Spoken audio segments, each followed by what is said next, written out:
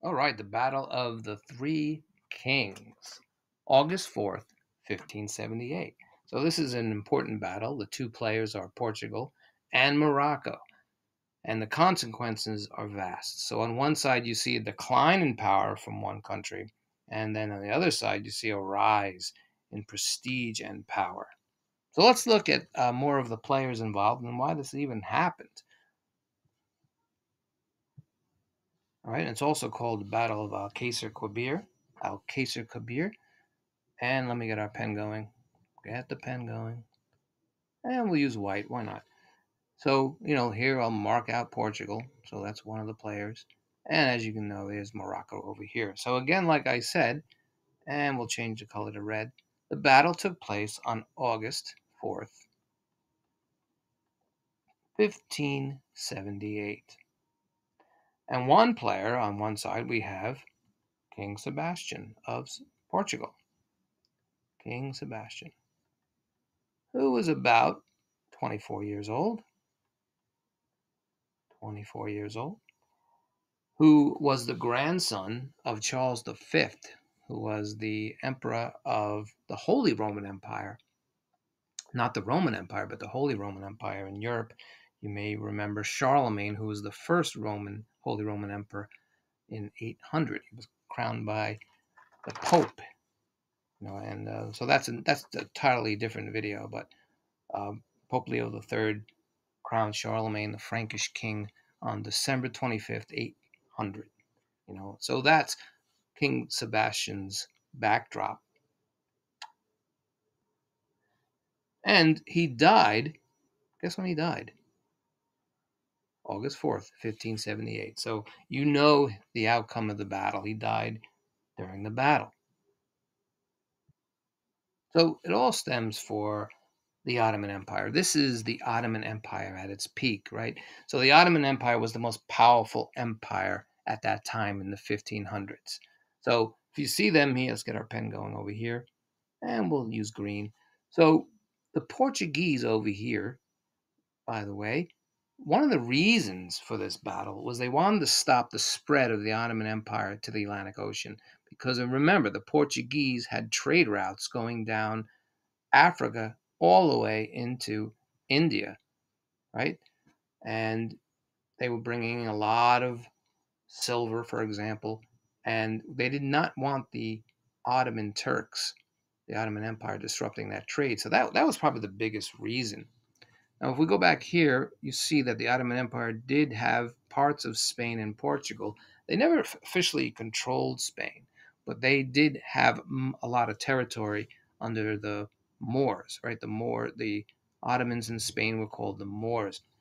And they were in Spain for about 800 years when finally Queen Isabella and King Ferdinand, they would take back that territory. Let's change the pen, by the way. And they would take back that territory in 1492, and that's a special day in European history. It's no coincidence that in 1492 Columbus finally sails to the New World. So he sails August 3rd. He's sailing August 3rd to the New World in 1492, but the Moors would leave Spain in January of that year. On January 2nd, they would leave. So it's no coincidence. Now that the Moors are out of Spain, and Queen Isabella and King Ferdinand can now look for a way to get riches also that Portugal had a trade route to India, and Columbus convinced Queen Ferdinand, well, I have a route to India also. And little did he know is he would find a new world. All right, so let's look at other players now. All right, so on the other side, we have Sultan Abd al-Malik, and he has a very interesting story. By the way, get our pen ready. He died, guess when he died? August 4th, 1578. Interesting. So his father, who was the Sultan Muhammad al-Sheikh restored Morocco earlier, but he was assassinated by the Ottoman Empire in 1557, and Sultan Abd al-Malik had to flee, and he fled to the Ottoman Empire, where he stayed for 17 years, where he prospered and learned for 17 years. Now, when his father died, Muhammad al-Sheikh, his brother took the throne. So let me put his brother's name up here. Man, well, let's keep red, right? So his brother was Abdallah al-Ghalib. So I'll write that down. Abdallah al-Ghalib, who held the throne from 1557, when his father was assassinated, to 1574, when he died. So when he became the leader, what he wanted to do was kill his brothers. So that's why Sultan Abd al-Malik fled to the Ottoman Empire for 17 years. So Abd al-Malik would come back. He would convince the Ottomans that to take over the country when Ghalib died in 1574 and his son took over. And then he negotiated a great deal as the Ottomans helped him take over the country. He was able to convince the Ottomans to leave Morocco in exchange for 15 tons of gold and a seaport. Now, why would the Moroccans want, the Ottomans, why would they want a seaport? Well, same reason I told you the Portuguese were trying to stop the Ottomans.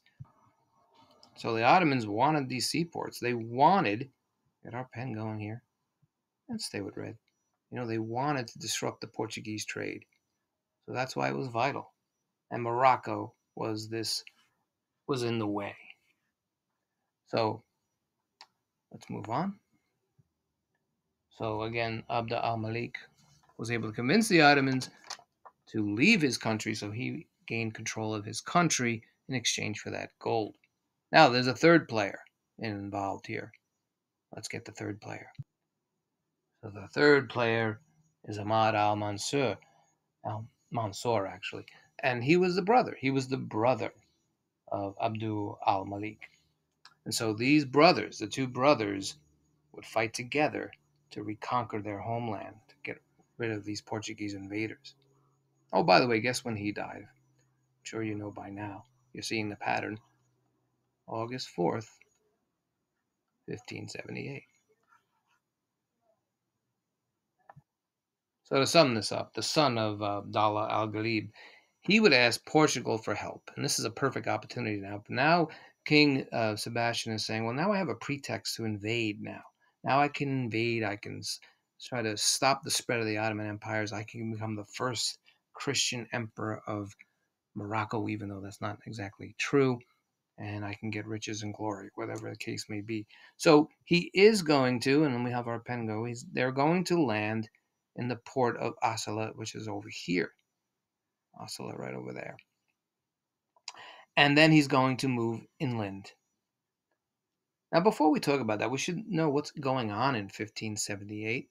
Or let's get a reference point. A lot of people want to know a reference point of some people. Well, if we think about, let's put some famous people that you may know, like Michelangelo, the famous sculptor, painter, right? Michelangelo.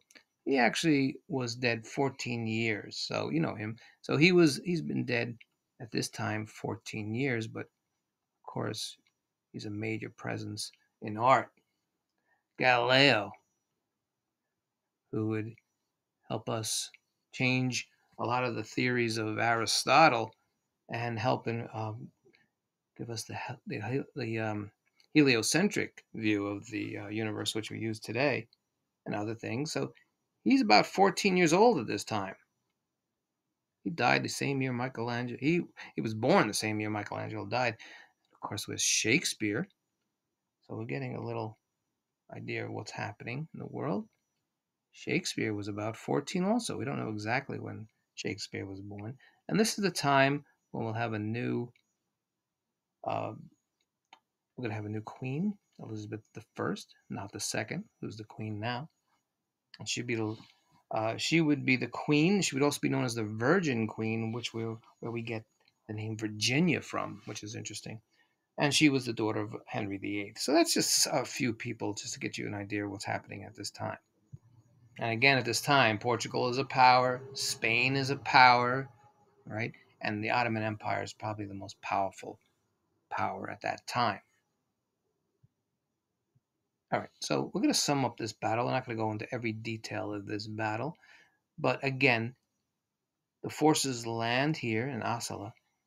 And here's the weird thing about it. They're going to land with slaves. They're going to land with slaves. They're going to land with women. They're going to land with all kinds of luxury, right? Everything they need, right? It's like going on vacation. And so a lot of the soldiers, and they stayed in Oslo for a little over a month, over 1 month. And the soldiers were getting antsy, like, what's going on here? Did we go on vacation or are we going to war? Just imagine right now if the Marines or the Rangers landed somewhere and they had all these luxuries. They had music and all types of lobster and steak, and everyone is just having fun on the beach. That's what he did. They bring everything with them. So the generals can have all the luxuries of home, everything you can imagine of being at home. That was a weird part of that. All right. Let's get another picture here. All right, let's make sure we have our pen going. Hold on. And we'll stick with red. So over here, let's say, right, this is where the Portuguese are. They're going to move this way. And at that time, from Marrakesh, we have Abd al-Malik. He's moving in this way. And his brother's coming from the northern hills this way. So they're going to sandwich them in between. And so there's 20,000 Portuguese, roughly about 20,000 Portuguese soldiers. But with all these people, all these Moroccans that were called up to protect their country, they ended up with 50,000. 50,000. Now, the Portuguese are better equipped, they have better technology, but the Moroccans are fighting for their country. So, again, just to sum this up, we know what happened to the three kings. They all died, but the winner of this battle would be the Moroccans. And what would happen is, from this, the Portuguese would go into a decline because Spain would eventually control Portugal. And for the Moroccans now, we have this rise of this prestige with Europeans. They're making contracts with England, with Queen Elizabeth, and they're going to get rich. And it's also going to set up another invasion. They're going to now look to the south to the gold trade. All right, so that's briefly the Battle of the Three Kings.